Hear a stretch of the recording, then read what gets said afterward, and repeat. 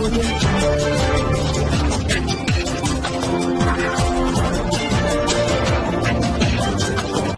भारत, केवल खबरें और कुछ नहीं। नमस्कार, मैं हूं अंजलि। आरपी भारत में आपका स्वागत करती हूं। तो चलिए शुरुआत करते हैं आज की किसी प्रमुख खबर से।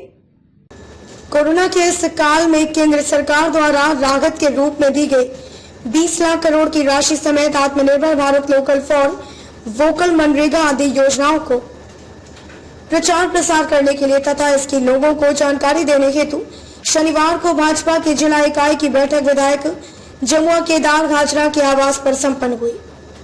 बैठक में पूर्व सांसद कोडरमा रविंद्र कुमार राय, पूर्व गांडे विधायक जयप्रकाश वर्मा, पूर्व गिरडी विधायक निर्भय शाहवादी, कोडरमा सांसद प्रतिनिधि दिनेश प्रसाद यादव, जिला अध्यक्ष महादेव दुबे सहित भाजपा के कई नेतागण मौजूद थे। इस प्रेस कॉन्फ्रेंस में केंद्र सरकार की योजना के बारे में बताया गया। वहीं राज्य सरकार द्वारा इस योजना को धरातल पर नहीं उतारे जाने पर सवाल उठाए एवं राज्य की सरकार को हर मौके पर विफल बताया। गिरडी से कैमरा पर्सन डिम्पल के साथ प्रेस झा की रिपोर्ट।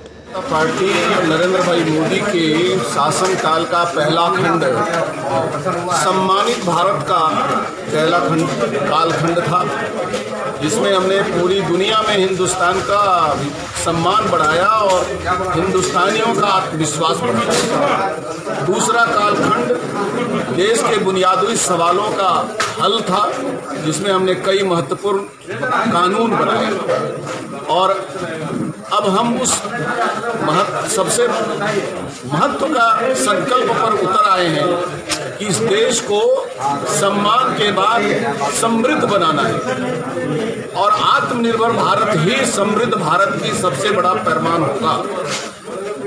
भारतीय जनता पार्टी प्रधानमंत्री नरेंद्र भाई मोदी के उस मिशन को जन जन तक पहुंचाना चाहती है, जिसमें आत्मनिर्भर भारत के गांव से लेकर कस्बा और बड़े बड़े शहरों तक कौशलपूर्ण हाथ रोजगार पैदा करेंगे।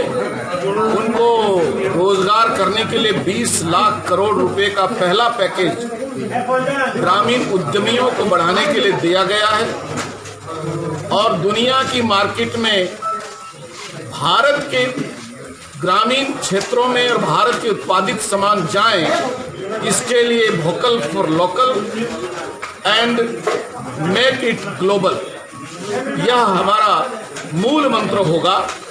देश राष्ट्रवादी भावना से प्रेरित होकर जैसे कोरोना से लड़ रहा है, उसी प्रकार देश के उत्पादित सामानों को उपयोग में लाकर उसे दुनिया के मार्केट तक पहुंचाने में सहयोग करे। राज्य सरकार भारत सरकार के इस मिशन को पूरा करने में अनदेखा नहीं करे, मौन बैठे नहीं, सिर्फ क्वारंटाइन में जाकर जिम्मेदारी से हटे नहीं, बल्कि पूरे तंत्र को भारत सरकार के मिशन के साथ आत्मनिर्भर झारखंड बनाने में लगाए। से हम लोकल फॉर वोकल,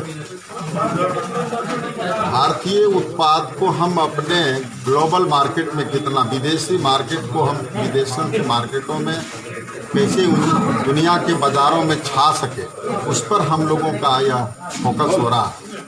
पहले हम 43% इलेक्ट्रॉनिक सामान भारत आयात करता था और हमारे देश के प्रधानमंत्री को है कि समृद्ध भारत बनाने के लिए हम इन वस्तुओं को निर्यात करें। इसलिए हम लोकल फॉर वोकल और मेक इट ग्लोबल का नारा देकर के नया संदेश देना चाहते हैं इस देश के प्रधानमंत्री, और आज इसी संदर्भ में यह प्रेस वार्ता। कहा जाता है कि सफलता के बाद अगर कोई तारीफ करे तो काफी गदगद होते, और इस क्षण में अगर समाज के नामचीन व बड़े पदाधिकारी आकर पीठ थपथपाए तो गर्व से मन प्रफुल्लित हो जाता है। ऐसा ही नजारा देखने को मिला जब मसलिया के वीडियो संजय कुमार प्रखंड में टॉपर आए छात्र दीपक कुमार, रंजीत धर व अशोक पुजगर के घर पहुंचकर सम्मानित किया व मिठाई खिलाकर मुंह मीठा कराया। इस पर छात्र के साथ साथ उनके माता पिता भी काफी प्रफुल्लित दिखे। दीपक कुमार प्रखंड में सबसे ज्यादा 453 अंक लाकर प्रखंड टॉपर में जगह बनाई है, जबकि रंजीत दर 400 अंक लाकर मसलिया +2 उच्च विद्यालय में टॉपर बने हैं। वहीं आपको बता दें कि दृष्टि बाधित होने के बावजूद अशोक पुजगर ने अपने मजबूरी को पछाड़कर 71% अंक लाकर मसलिया का नाम रोशन किया है। मसलिया से ज्योतिर्मय दास की रिपोर्ट। दुमका जिला में खनन विभाग के सुस्त रवैये से अवैध बालू का कारोबार जोर शोर से चल रहा है। प्रशासन के लाख कोशिश के बाद भी न सिर्फ अवैध बालू का डंपिंग कर रखा जा रहा है, बल्कि रात के अंधेरे में नदी से बालू उठाव भी हो रहा है। बताते चले कि एनजीटी के आदेश पर जिला प्रशासन द्वारा 10 अक्टूबर तक नदी से बालू उठाव पर पूर्णतः रोक है। इस संबंध में जिला प्रशासन द्वारा आदेश भी निर्गत कर दिया गया है, परंतु फिर भी बालू के अवैध कारोबारियों द्वारा बालू का कारोबार जारी है। बालू के अवैध कारोबारी रात के अंधेरे में ही नदी से बालू उठाकर डंप कर लेते हैं। बाद में उसी बालू को 2000 रुपए प्रति ट्रैक्टर के दर से बेचा जाता है। ऐसा नहीं है कि इस बात की जानकारी खनन विभाग को ना हो। देखा जाए तो खनन विभाग के मौन सहमति से दुमका शहर के बेदिया एवं हरना कुंडरी घाट से प्रतिदिन सैकड़ों ट्रैक्टर बालू का अवैध कारोबार हो रहा है। दुमका से विनोद त्रिवेदी की रिपोर्ट। कोरोना वायरस के बढ़ते प्रभाव को रोकने के लिए दुमका के सांसद सुनील सोरेन ने एक अनोखी पहल की है। सांसद सुनील सोरेन के पहल पर एसीएल ने कोविड-19 से बचाव के लिए दुमका नगर परिषद को 7 लाख रुपए उपलब्ध कराए हैं। इस राशि से दुमका शहर एवं आसपास के क्षेत्रों को सैनिटाइज कराया जा रहा है। इसकी शुरुआत आज सांसद सुनील सोरेन ने दुमका शहर के 3 बाजार से प्रारंभ की। इस अवसर पर सांसद ने कहा कि अभी दुमका शहर को सैनिटाइज किया जा रहा है। जल्द ही दुमका के प्रखंड स्तर पर भी इसकी शुरुआत की जाएगी। दुमका जिला के बाद जामताड़ा जिले को भी सैनिटाइज किया जाएगा। उन्होंने कहा कि कोरोना महामारी में लोगों को भी सजग और सावधान रहते हुए सरकार द्वारा निर्देशित आदेशों को पहल करना है। दुमका से विनोद त्रिवेदी की रिपोर्ट। सैनिटाइज पूरे शहर में किया जा रहा है, किस तरह का ये पहल है और क्या? ये निश्चित रूप से हम लोगों ने एसीएल से